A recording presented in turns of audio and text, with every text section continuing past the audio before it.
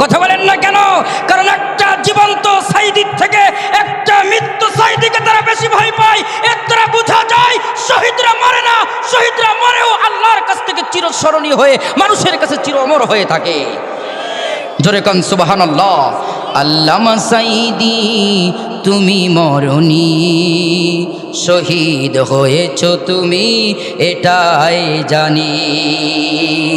কারাগারে কাটালে 13টি বছর, বাতিল কেঁপেছে তোমায় দেখে থর থর। তুমি যে ছিলে মোদের নয়নমণি, শহীদ হয়েছ তুমি এটাই জানি। কথা বলুন ঠিক না ঠিক?